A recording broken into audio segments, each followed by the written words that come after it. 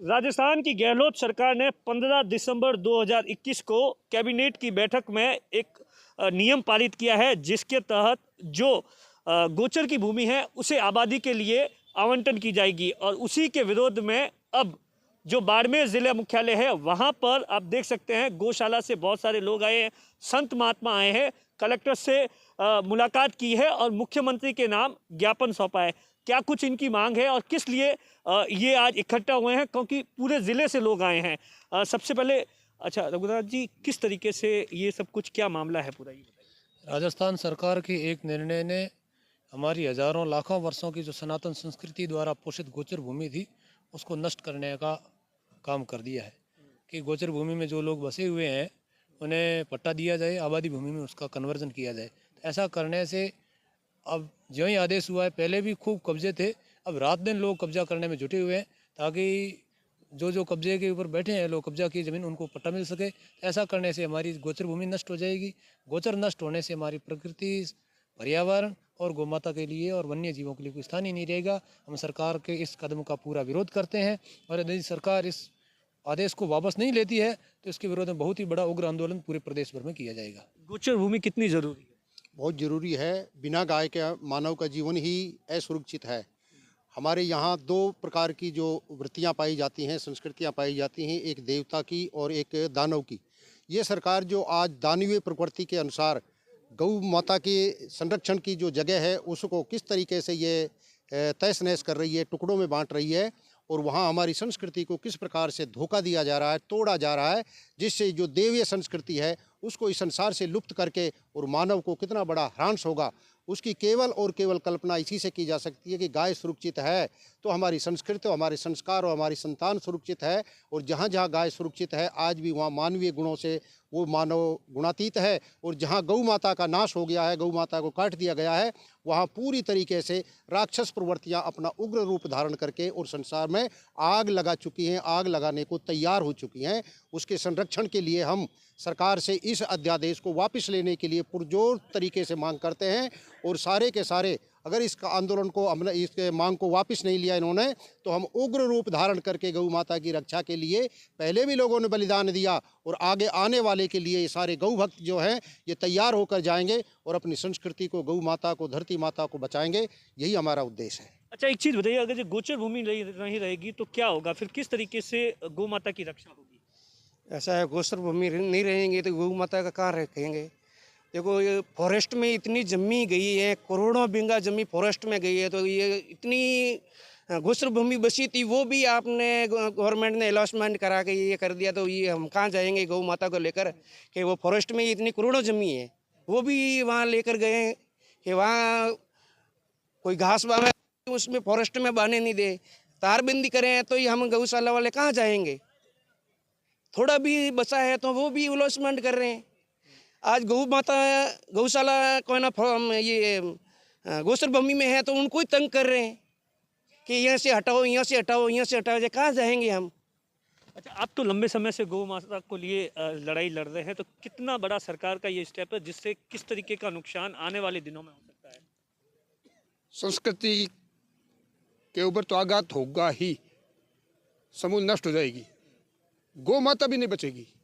और जब तक गौ माता है, प्राणी है, जीवन है। आज आप देख रहे हैं जब गौ माता हुआ करती थी घर घर तो कोई बीमारी नहीं थी, घी, दूध, दही, मक्खन वो घर में मिल जाता था। और आज बाजार से जो आयात किया हुआ घी है वो क्या है, वो एक तरह से पॉइजन ही है, उसको हम खा रहे हैं। और बाकी जितने भी एलिमेंट्स है वो पेट में जा रहे हैं और बीमारियों का कारण पैदा हो रहा है। पहले शायद कैंसर नाम की चीज़ हमने नहीं सुनी, मैंने अपने जीवन में बचपन में कभी कैंसर नहीं सुनी। आज 25 साल का 30 साल का बच्चा बीपी से, शुगर से पेशेंट है। क्यों? मैं तो नहीं हूँ। क्यों है? क्योंकि अब ये सारी चीज़ें आर्टिफिशियल हमारे पेट में जा रही है, पॉइजन जा रहा है, केमिकल्स जा रहे हैं। तो जब तक गवर्नमेंट इस अध्यादेश को नहीं रोकेगी तो हमारी पूरी मानवता के लिए बहुत घातक है और लेना पड़ेगा। माननीय सुप्रीम कोर्ट ने कई बार ऐसे निर्णय दे दिए। 50 साल 60 साल पुराना भी कोई निर्माण है उसको हटा दिया जाए, नष्ट किया जाए, हटा दिया जाए। और दूसरी तरफ गवर्नमेंट ये ला रही। अच्छा, एक चीज़ बताइए, गांव में गोचर भूमि कितनी जरूरी है? ये गोचर भूमि और ओरण भूमि तो बहुत ही जरूरी है। ओरण और गोचर भूमि के अलावा मनुष्य जीवन ही खत्म है।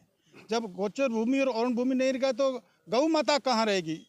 मेन ये जो चीज़ें हमारे पुरखों ने ये चीज़ छोड़ी थी, तो गौ माता के लिए गोचर, गोचर का मतलब ही सीधा है कि वो गायों के लिए ही चरने के लिए छोड़ी थी। उसके बाद में कानून बने तो उसको चारागाह बना दिया। चारागाह में सभी पशु आते हैं, तो चलो हम मान लेते हैं कि उसमें पशु और दूसरे कहाँ जाएंगे, लेकिन गौ माता के लिए जो ये छोड़ी हुई थी ज़मीन, ये बहुत ही ज़रूरी है। जैसे मनुष्य जीवन जरूरी है, जीने के लिए भोजन की जरूरत है, इसी प्रकार से गाय माता को जिंदा रखने के लिए, और गाय माता जिंदा है तो मानव संस्कृति रहेगी, इसको जिंदा रखने के लिए ओरण और गोचर भूमि बहुत ही जरूरी है। और जो राजस्थान सरकार ने ये अध्यादेश जारी किया है, हम ये सभी गो भक्त मिलकर के गुजारिश करते हैं कि इसको वापस लिया जाए। अगर नहीं लिया गया तो हम गो भक्त जो हैं सभी मिल करके और उग्र आंदोलन करेंगे, और जरूरत पड़ी तो हम अपना बलिदान भी देने के लिए तैयार हैं। मेरा अंतिम सवाल है एक, कि अगर जो सरकार को आज तो आपने ज्ञापन दिया है, अब अगर जो सरकार इस अध्यादेश को वापस नहीं लेती है तो किस तरीके की प्लानिंग की जा रही है? पूरे प्रदेश भर में जो भी विरोध प्रदर्शन के तरीके हैं वो सारे जिला स्तर से लेके राज्य की राजधानी तक किए जाएंगे, और सरकार को विवश होकर के ये आंदोलन वापस लेना पड़ेगा, क्योंकि जब जब गौ भक्तों ने आवाज़ उठाई है सरकार को झुकना पड़ा है, और हमें विश्वास है कि हमारे पास गौ माता की शक्ति है और सरकार को ये आदेश वापस लेना पड़ेगा। कुल मिला के जो हाँ बोलिए। हमारा निवेदन था, मैं पहले आप वर्बली बता दूं, सन 1980 के अंदर भैरव सिंह जी शेखावत मुख्यमंत्री थे। उस टाइम में हजारों लाखों बीघा जमीन ग्राम पंचायतों के अंडर में गोचर और ओरण की जमीनें थी। उसके अंदर एक योजना चलाई थी, ईंधन के लिए लकड़ी पेड़ उगाए थे, और उसके बाद में फॉरेस्ट वालों ने उसके म्यूटेशन भरवा दिए और ग्राम पंचायत को किनारा कर दिया। और वो ज़मीन अगर छुड़वा दी जाए वापस, ग्राम पंचायत गोचर या ओरण की थी, तो वापस गौ माता के लिए वो काम आएगी। ओरण के लिए तो है, मगर पर्यावरण के लिए भी खतरा है। ये पर्यावरण के लिए भी खतरा है। ओरण नष्ट हो जाएगी तो पर्यावरण कहाँ से बचाएंगे, और दूसरे वन्य जीव पशु पक्षी वो कहाँ जाएंगे? कुल मिलाकर साफ तौर पर गो भक्तों का कहना है कि सरकार ने अगर इस अध्यादेश को वापस नहीं लिया तो उसके खिलाफ, सरकार के खिलाफ उग्र आंदोलन किया जाएगा, धरने प्रदर्शन किए जाएंगे और सरकार को मजबूर किया जाएगा इस अध्यादेश को वापस लेने के लिए। कैमरे के पीछे अश्विनी रामावत है, मैं आपका साथी दिनेश बोहरा।